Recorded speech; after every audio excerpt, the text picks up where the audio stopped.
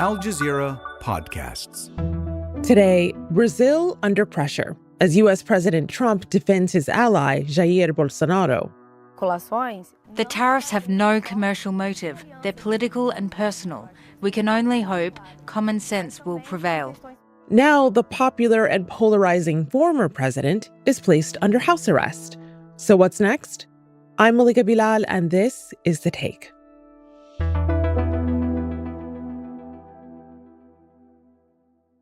I'm Maria Marta Bruno. I am the coordinator for international partnerships at Agência Pública. We are a nonprofit investigative newsroom in Brazil. I am a former producer for Al Jazeera and for NBC News. Maria Marta, welcome to The Take. It's really good to have you here. Let's start near the sands of Copacabana, that iconic crescent-shaped beach in Rio de Janeiro, where supporters of former far-right President Jair Bolsonaro gathered on Sunday at a rally. Set the scene for us. What was happening, and how did it lead to a judge ordering Bolsonaro to house arrest? Copacabana is a classic setting for Bolsonaro's supporters rally. He's been doing this for many, many years.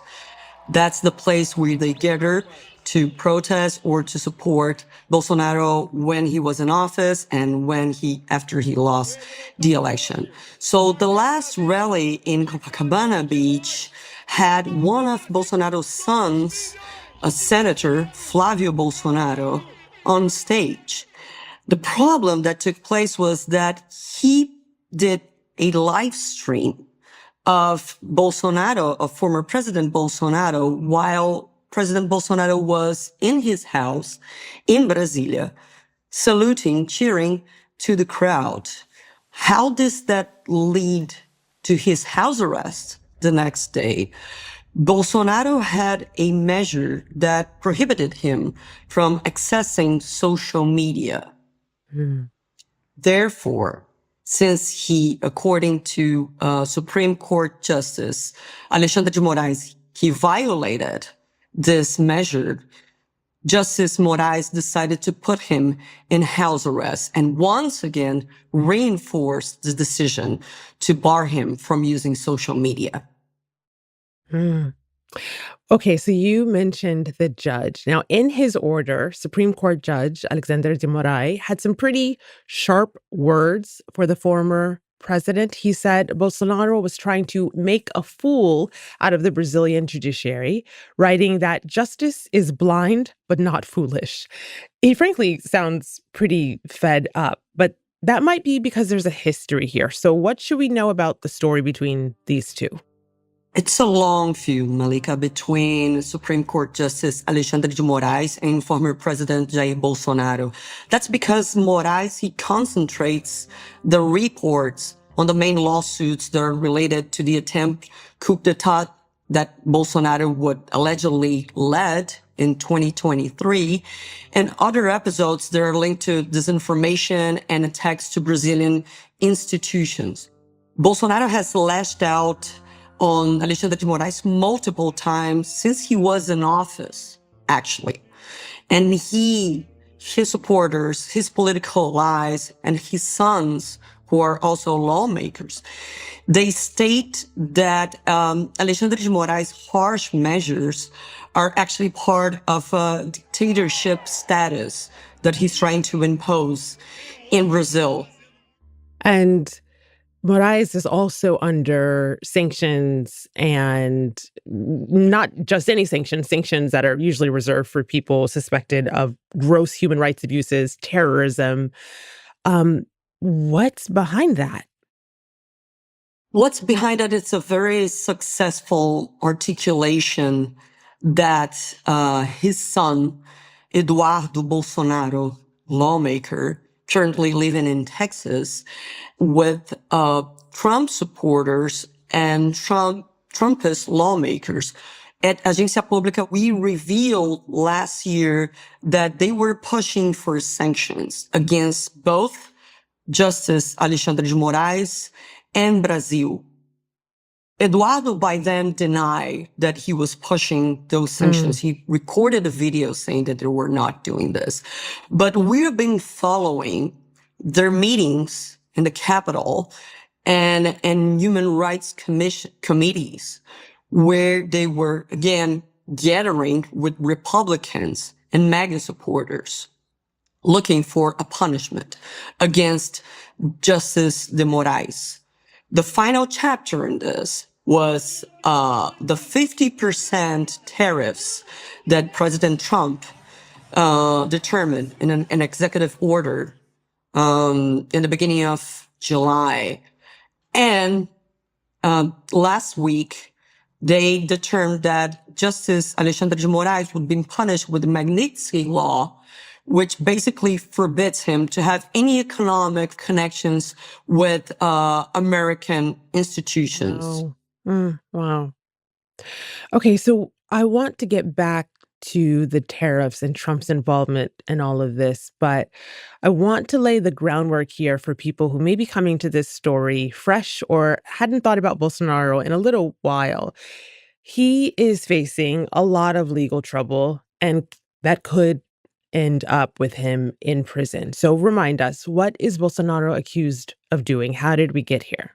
Bolsonaro is accused of planning a coup plot to remain in office in spite of his defeat in the presidential elections in 2022.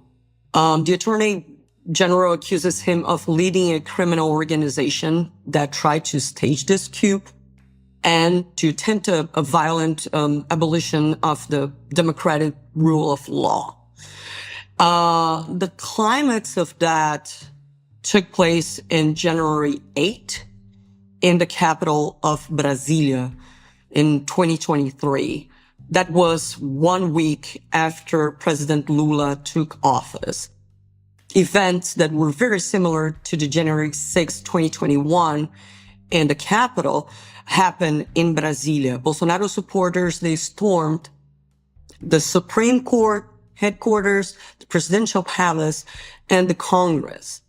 But there's also other evidence collected among Bolsonaro supporters and some of his main allies. So one of the general from the Brazilian army, for example, that was helping Bolsonaro, it was found in his house a written plan to assassinate President Lula and his VP. Wow. This general testified in the Supreme Court 2 weeks ago, and he said those were digital thoughts only. There was also a rough draft that was found with one of Bolsonaro's main aides, which is called like the coup draft, which again, they denied that it was a coup draft, but it has basically setting the scenario and describing in detail the possibilities that would take place in the case that there was a military intervention. So there is robust evidence that was gathered by the investigation, not only by Bolsonaro, but around many people connected to former President Bolsonaro, that leads them to conclude that Bolsonaro was aware and was also leading this attempt to oust President Lula. So Bolsonaro has denied the allegations against him, and some Brazilian lawmakers have been trying to pass a bill that would grant him amnesty. You haven't seen me act against the Constitution at any time. I played by the rules all the time. Some of his supporters even staged a protest in Congress where they put tape over their eyes and their mouths because they say the judge was trying to censor Bolsonaro. Where does that push for amnesty stand?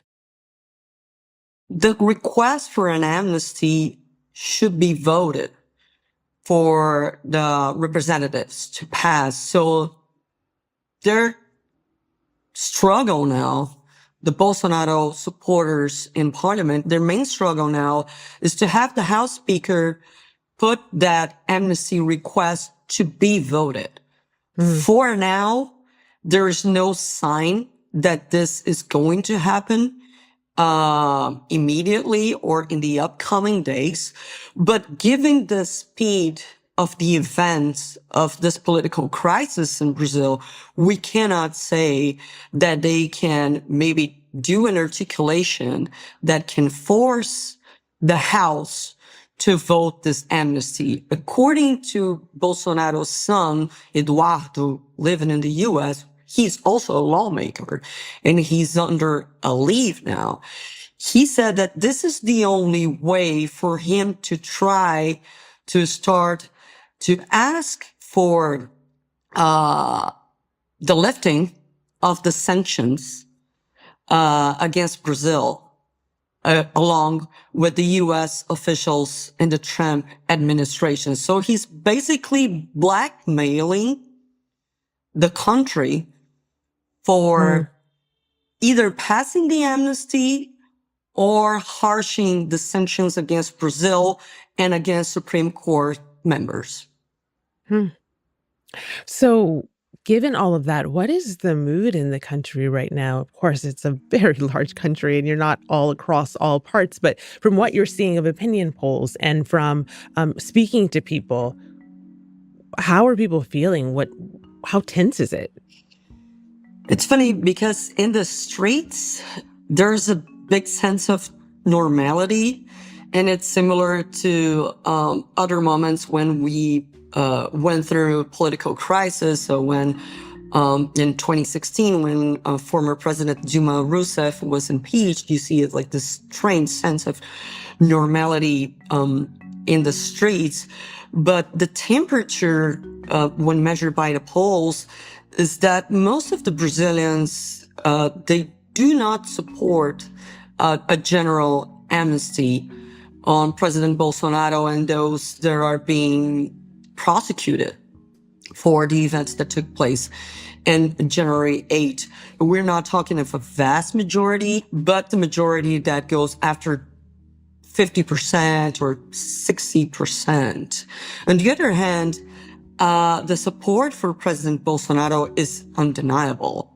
He has a core group of supporters that is there with him, like regardless of the events. And then you have voters who have supported Lula and then switched to Bolsonaro and switched to Lula again in the latest elections. So I would say that these voters, maybe we can call them like the swing voters, they're the ones who will decide the future of the presidency in the presidential elections in 2026. Elections that Bolsonaro is not allowed to run in, correct? Precisely, because of a different lawsuit, Bolsonaro was barred from running to elections until 2030. And that's another claim that his sons and his supporters question. They want Bolsonaro to run next year. And they claim that the very fact that Bolsonaro cannot run makes the elections illegal or unfair or rigged. More with Maria Marta after the break. In 2014, Karen Rodriguez was kidnapped by one of Mexico's deadliest cartels. Her mum vowed to hunt them down and bring them to justice. We'll investigate this story and others from across the globe on True Crime Reports.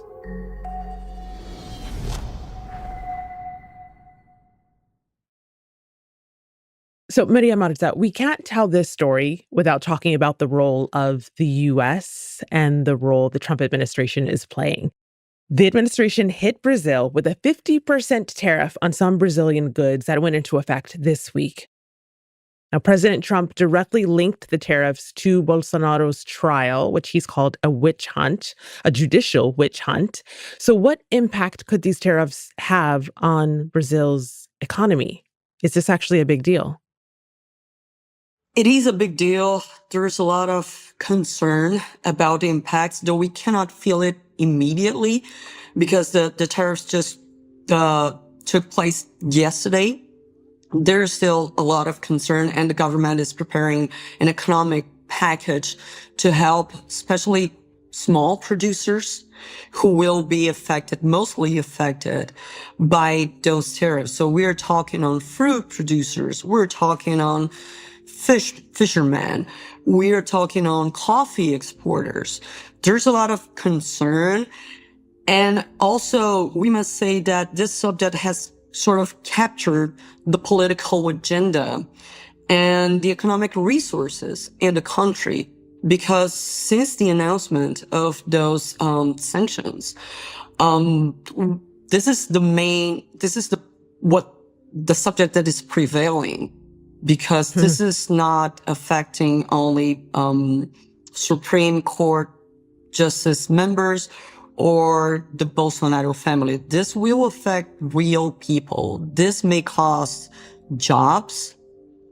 And we're still waiting to see the main impact on this.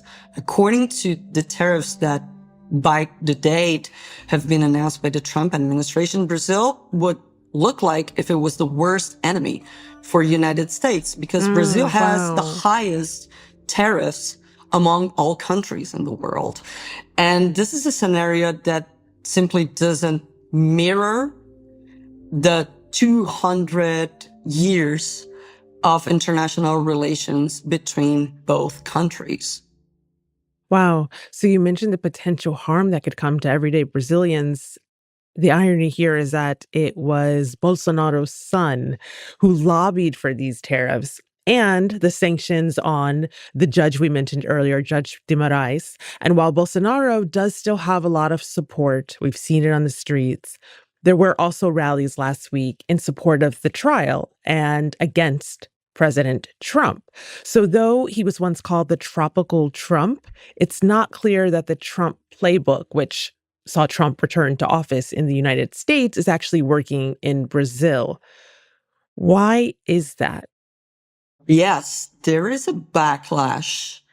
We must say that, again, according to the polls, we cannot say that Brazilians are supporting these measures and the tariffs. And actually, there's been an increase on the popularity and on the approval rates of President Lula. It's a timid increase, according to some pollsters, something that varies between 3 or 5%. But it's also something that was not happening before this political crisis sparked. So in a sense, many political analysts are saying that this might be an opportunity for the Lula administration to regain its approval rates and its popularities, because many people are seeing this as a very personal agenda from the Bolsonaro family. And it's something that is harming the country in the cost of the economy and the cost of jobs, and only to favor a specific political group. Wow. Finally, Maria Marta, what would a Bolsonaro conviction mean for the country's democracy and the rule of law and its people? Again, unpredictable. We must remember, the audience, that President Lula was also arrested. He was arrested in 2018 because of a lawsuit related to corruption. He was arrested for over a year. That spiked a movement across the country to free him. Again, that was the core group of supporters of President Lula. We may see something similar with President Bolsonaro. They mirror themselves in certain ways. If former President Bolsonaro is convicted, he may face up to 30 years in jail, which would obviously not happen. Former President Bolsonaro has 70 years old. So if he faces the harshest sentence. He will likely be a few years in jail, but his attorneys may ask for a lighter sentence. There is an overall understanding in Brazil that conviction, it's basically unavoidable. It's something that will take place.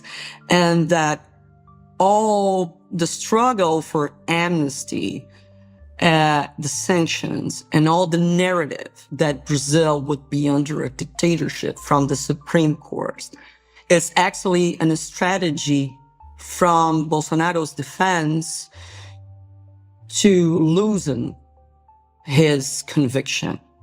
Because when it comes to the lawsuit on the coup, on the allegedly trying to stage a coup, the common understanding is that before the end of 2025, the Supreme Court will rule that former President Bolsonaro is convicted.